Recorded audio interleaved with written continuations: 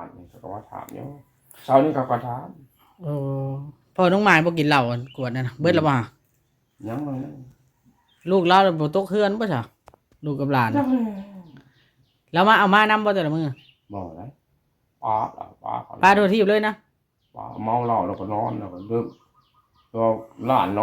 อนเขาย่าเขาแล้วเราจะนอน คู่มื้อนี่มาคู่มื้อบ่ อืม มากินเมาคู่มื้อ เมาก็เลยเรากินเมาสิเบิดยังบ่ได้ ทิ่มลูกแล้วเนาะนางไม้ เนาะ เนาะ จะมาอีกบ่มีเวลาสว่างหากินบ่หา กินบ่หากินหยัง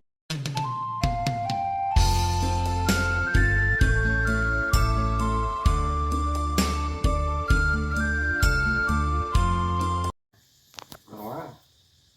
มันเข่งโอ้ยเส้นเข่งอะไร ย่างได้แล้วเนาะบัดนี้ เฮ็ดหยัง มันเข่ง ฉะนั้นก็ล้ม มันบ่ล้มเข่งอยู่นี่ เราเฮ็ดหยัง ย่างเลยย่างไปเลยย่างไปเลยมันเข่งอยู่นี่ที่มันย่างก็สิย่างได้อยู่โดดไปได้ สิย่างได้อยู่บ่ ได้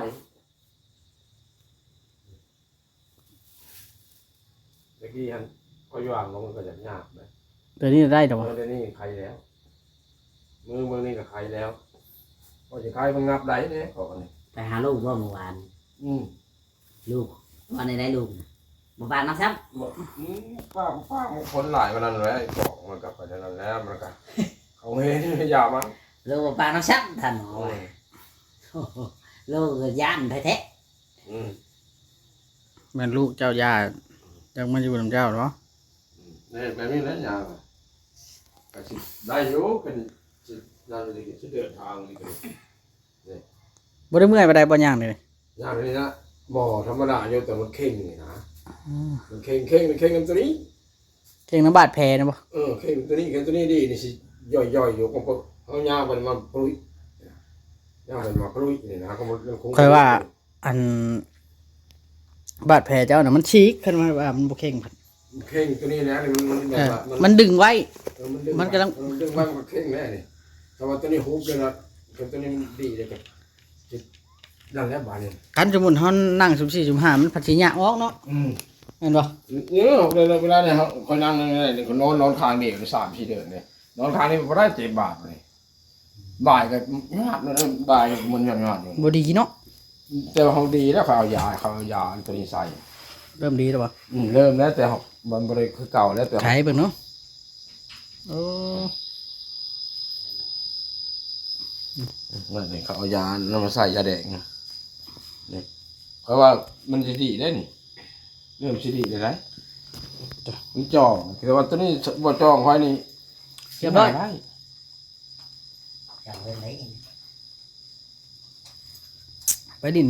ทางเฮือนพ่อน้องไม้บ่ งอ เป็นได้พ่อน้องไม้ เมาเก่าน่ะมาลากินเหล้านี่กับมือเลยบ่ได้เด้ มื้อนี้บ่ เสียมันกินย้อน3 เที่ยวเลย ก็คือได้ยินว่าพ่อน้องไม้อันเอาหลานบ่แล้วเราไผเอาหลานแล้วจ้ะ เหล้าเลย อ้าวแล้วคือกินเหล้าซะ กิน อืมกินเหล้าพร้อมมากินเหล้าเรือแล้วเข็นเหล้าเรือแล้วเที่ยวมาให้หั่นบ่ จะน่ารักว่ากินนี่เบิด เจ้าไปกินน้ำ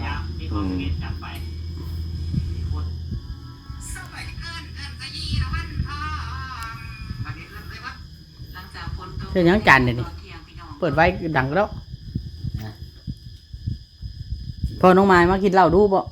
เหล้าเรือนี่ เมาเลยเราก็ร้องเพลงแล้วเราแต่งเพลงเราเป็นนักร้องเราก็ร้อง แล้วหลานเราอยู่นำไผจ้ะ เนี่ยนั่นแหละป๋า ปลาโททีบนะ บ่จักแล้ว ปลาบ่อีตนเด็กน้อยบ่ บ่อยากให้เขาเอาไปเลี้ยงช้าแต่ว่าเป็นเอามาคุมมันนี่ก็ได้ ถิ่มใช่เนาะให้ชาวบ้านเลี้ยงใช่เนาะ ลูกบ่แม่นหลานลูกเขาว่านั่นลูกมาเลินนี่ว่าจะบ่ายโมงยังบ่มือลูกน้อยๆเมาแล้วก็นอน มันก็นั่งลูกลำบากลำคาญ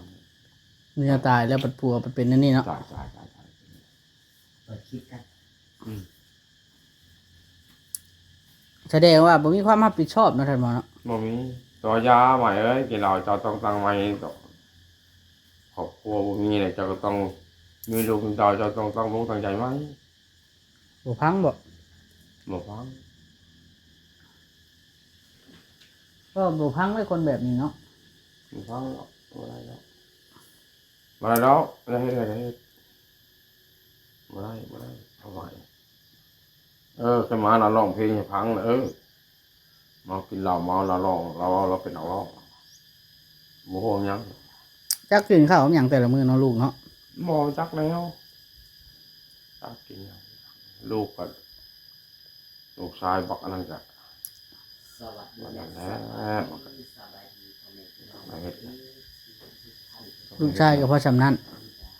บ่พอเป็น แสดงว่าป้าไปโทษทีบเหมือนบ่ ป้าเป็นคนที่ ทันหมอคือเจ้าพี่น้องเอ๋ยวันนี้จะมาหาทันหมอเส้นเจ้าเส้นเคยพี่น้องเนาะ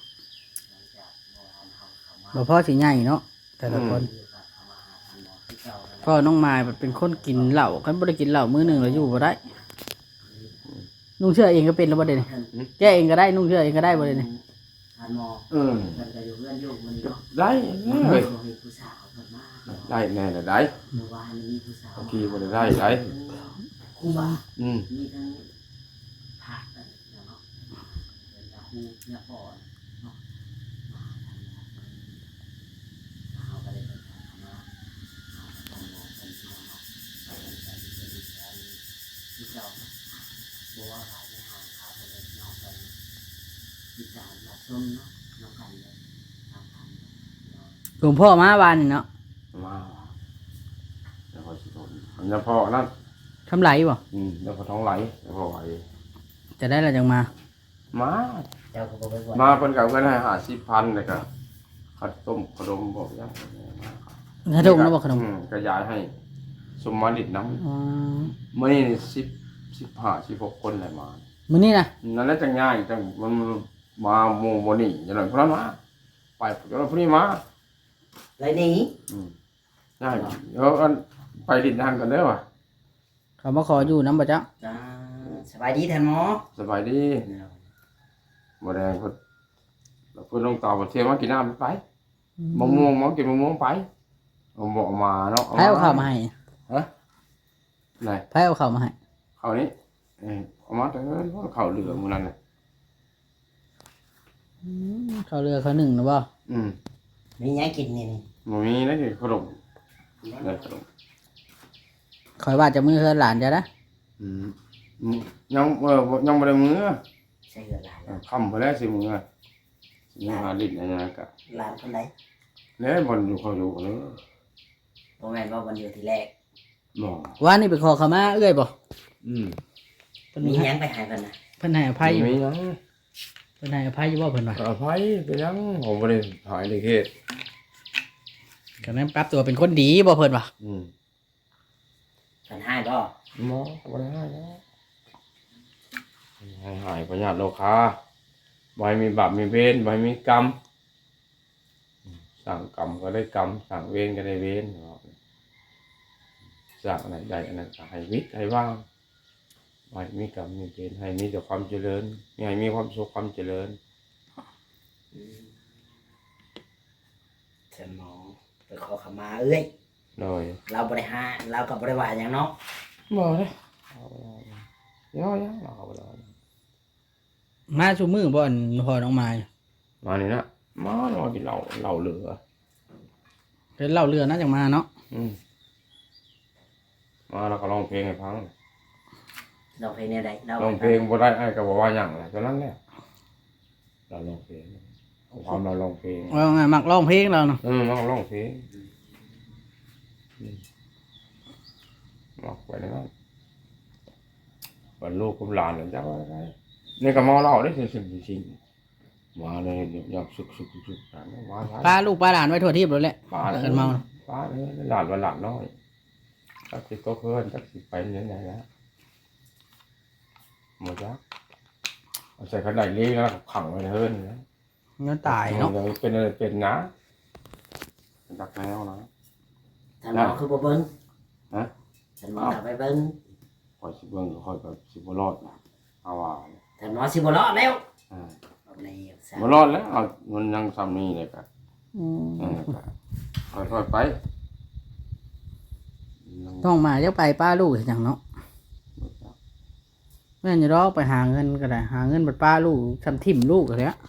อืม นี่ยังจะกินไปแล้วหาหน่อไม้คุดฮักหน่อไม้กินไปแล้วเนาะ อืมหา ชีวิต กินไป มันเกิดมันเป็นเลยเด้ กินไปปากโง่เลยกินขนม ป้าไว้หลังข้าวนี่ยังพอไข่ป้าไว้น้ำพอกันนี่ป้าไว้ตลอดมันบ่ได้ อ๋อบ่เป็นแล้วนางไหมบ่เป็น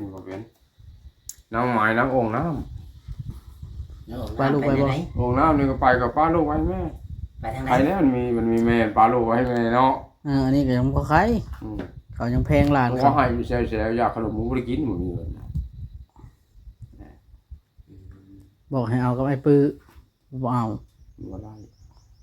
เออแต่ ขาดบ่ครับมัน ทาดบ่ฮับ บ่ทันจะได้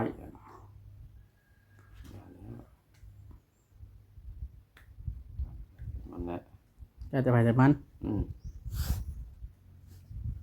เรียนกรรมไผมันเนาะ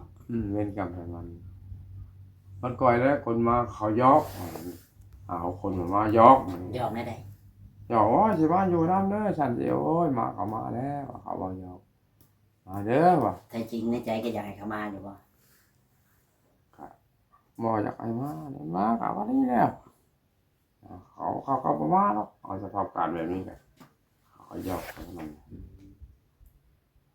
ทาง ให้ เส้ เขา น มาอยู่น้ำนี้ ทางเส้นนี่ทางเส้นนั่น18 คนนึงมีผู้ชายเข้ามาวันทุกคู่มือ เขาสิมาปั๊มทันหมอก ลางคืนกันท่านจะไม่เห็นไปหาการหาหยังหมด คืนนี้มีคนมาเล่นน้ำบ่ มีปลอมาหาคน6 คนมาให้กินหยังทันหมอบ่มีมาดังไฟปิงเควดนั่นนี่แหละกินเควดหา6 โตมาดังไฟประมาณวางบ่ายโมงเลยมาใช้ตัวเองทำมาส่งมาผมบอกเข้ามีบ่มีหรอไผมีบ่มีบ่มีจะมาพิษตัวพระนามากินเฮ็ดกินอันนี้ทาเกิดกินอันนี้กันมาแล้วเขารอบน้อยเอาหมดแล้วนั่นมื้อนึงเขา2 คนหมอนบ่มีนะดอกบ่มีตัวนี้นะเขามาไหนเดี๋ยวนี้ มันหมอเนาะ หมอย่านบ่ทันหมอจ้ะ ใต้ไฟอยู่บ่นอน เขาจ่ายให้เมื่อคืนนี้ อย่าเสียสว่างให้เมื่อคืน เคยโตนเนาะ จะไปหาเขาอยู่บ่ บ่ได้ เป็นหยัง บ่ได้ไปเขาก็บ่ได้โชว์อยู่กังเว้นไว้ครับประโชน ไปชวน อืม ชวนไปให้ อืม บ่ได้พันบ่คืนนี่นะ บ่ถึกเลยเลขเอาออกเลย ใช้ว่าสิซื้อเลขนะ ชื่อก็บ่ถึก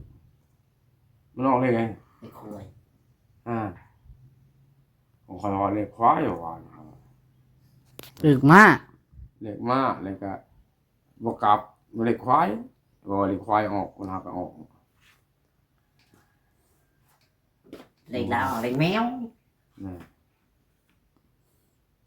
ได้อย่างบ่ถึกเนาะ ฉัน บ่ ได้จัง ถึกครับบ่ถึกขึ้นนอกจากยักปูนาแล้วบ่ได้ เนี่ยปูนาใช่ โอ้ยคนเสีย พอเนี่ยพอนะ เพิ่นให้เลขบ่ โอ้ยถือปั๊บเลยได้แล้ว มีอยู่บ่คนให้เลขแถวนี้ บ่มี เนี่ยพอนะนะเพิ่นไปเชียร์อยู่บ้านใดเนี่ยพอนะ เสียจระคู่แล้ว ผมไปจากน้ำจาก เพิ่นของคนนอกคูเด้ตะกี้เพิ่นบ่ได้อยู่ในวัดไหนเพิ่นอยู่โฮมม่วงนะในนาเพิ่นนี่ในบุนาบอกเลขนี่ปั๊บเลยแหละดังเองๆนะประเทศลาวมันบอกเลขนะบุนาเพิ่นบ่ได้อยู่นโมใดเพิ่นอยู่ผู้เดียว บัดยาพอทองได้บัดนี่ บ่ได้ ยาพอทอง เห็นทรัพย์บ่ได้ทรัพย์บ่ได้แต่เห็นควาย อืม บ่ได้ต้องถามพี่ก่อนนะนะบุนา นอนเราถามที่ได้เร็วจะออกหยังเขาก็บอกอะเราก็มาบอกคนต่อ อืมเจ้าบ่ได้ถามบ่ซั่น เราเห็นถามที่ เจ้าเฮ็ดบ่ได้คือเพิ่นบ่ มาได้ หรือว่าเจ้าย่านผี กับบริยา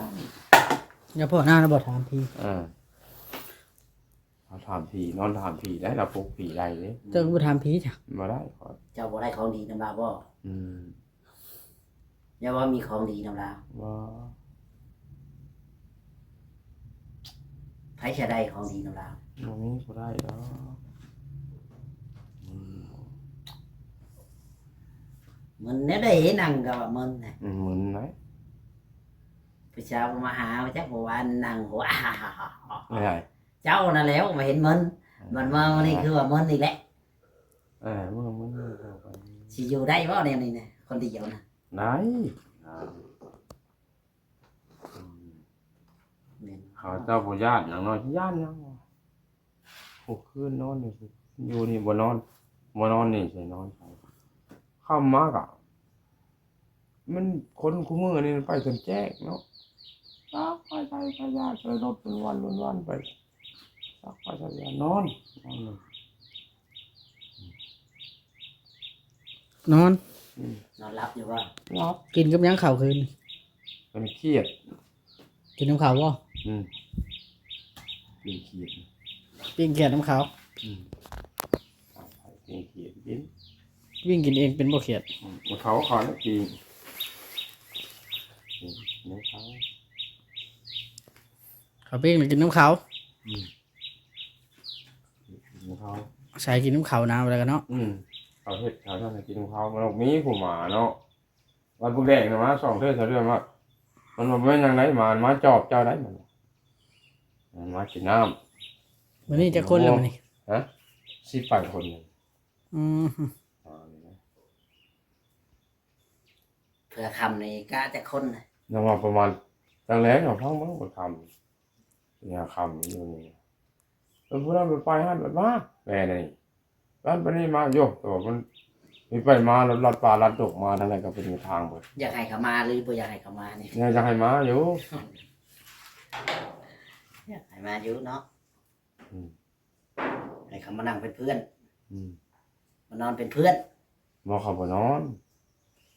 มาเขาก็เข้าได้บ่เฮือนนี่เขาได้อัดประตูคืนนี้ ก็รู้แล้วว่าจะว่า เข้าได้บ่เฮือนนี่ท่านหมอเขาเนี่ยเข้าก็เข้าแล้วอ่ะเห็นบ่ให้เข้าเลยสิกายเลยได้เขา